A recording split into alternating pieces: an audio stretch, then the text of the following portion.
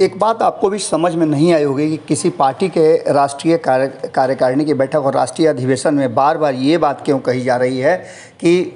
जो अध्यक्ष हैं पार्टी के, उनकी जगह पर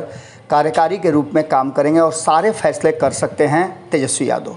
ये हम राष्ट्रीय जनता दल की बात कर रहे हैं और जब से राष्ट्रीय जनता दल और जेडीयू का साथ आना हुआ है, महागठबंधन की सरकार बनी है, तब से कई तरह की बातें चल रही हैं। लेकिन सबसे जो महत्वपूर्ण बात है और भीतर खाने में जो बातें चल रही है, हम वो आपको बताने जा रहे हैं। राष्ट्रीय जनता दल के अपने संविधान में संशोधन करने और आरजेडी अध्यक्ष लालू प्रसाद, बिहार के डिप्टी सीएम, उनके जो छोटे पुत्र हैं, उनको पार्टी का पूरा कार्यभार देने के साथ साथ ये क्यों कहा गया कि संविधान में परिवर्तन करके कि वो पार्टी का चुनाव चिन्ह और पार्टी कुछ भी बदल सकते हैं, पार्टी का नाम भी बदल सकते हैं, ऐसा फैसला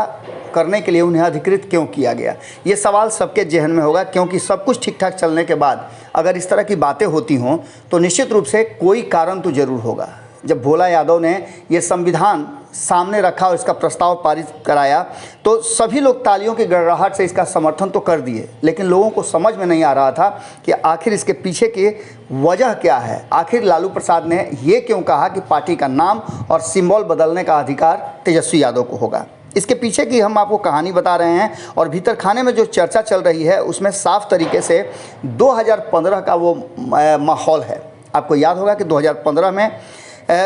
जिस तरह से साथ लड़े थे चुनाव, लेकिन ये संबंध टिक नहीं पाया था। 2017 में नीतीश कुमार बाहर निकल गए थे महागठबंधन से और फिर से एनडीए के साथ चले गए थे। इसके पहले आपको बता दें कि 2014 में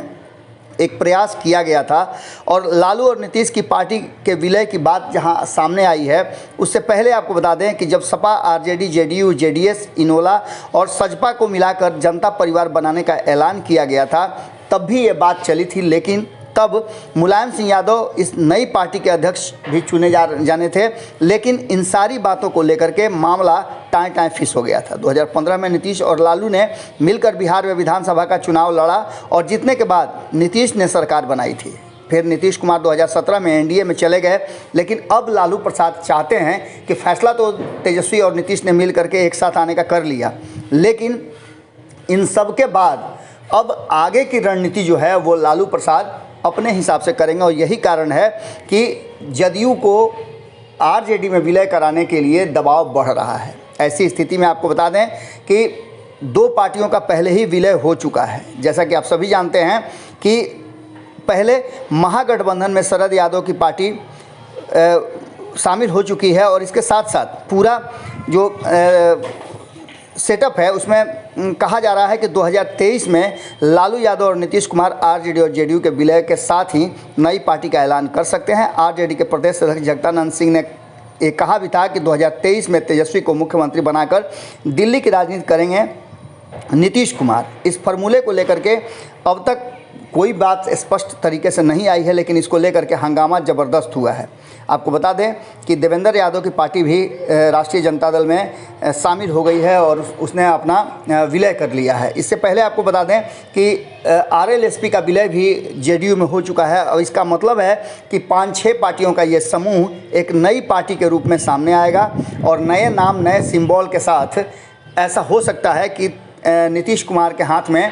अध्यक्ष का पद दे दिया जाए, क्योंकि लालू प्रसाद ऐसे भी आपको पता है कि कई तरह की बीमारियों से जूझ रहे हैं और उन्हें संरक्षक बनाया जा सकता है। ऐसी स्थिति में आपको बता दें कि 2017 में मिली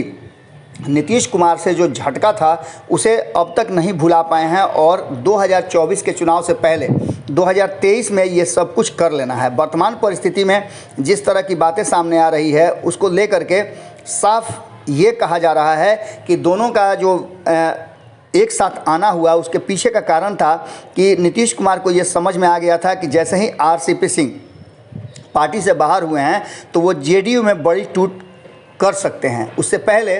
नीतीश कुमार ने ये फैसला कर लिया कि वो लालू प्रसाद के साथ जाएंगे और ऐसी स्थिति में उनकी सरकार और कुर्सी दोनों बची रह जाएगी। आपको बता दें कि इससे पहले ऐसा हो चुका था महाराष्ट्र में, इसलिए नीतीश कुमार के सामने अब कोई विकल्प नहीं बचा था। महागठबंधन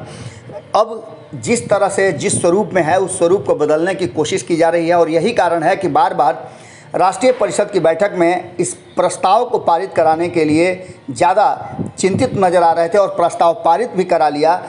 तेजस्वी यादव ने, जिसमें पार्टी का नाम और सिंबल बदलने की उन्हें इजाज़त मिल गई है। अब आपको बता दें कि ये आने वाले 2-3 सालों के लिए फैसला हो चुका है और ऐसी स्थिति में 2024 के चुनाव से पहले आपको बता दें कि 2023 में, जैसा कि जगदानंद सिंह ने कहा भी था, तेजस्वी यादव को मुख्यमंत्री बनाकर नीतीश कुमार अपने केंद्रीय राजनीति में जा सकते हैं। हालांकि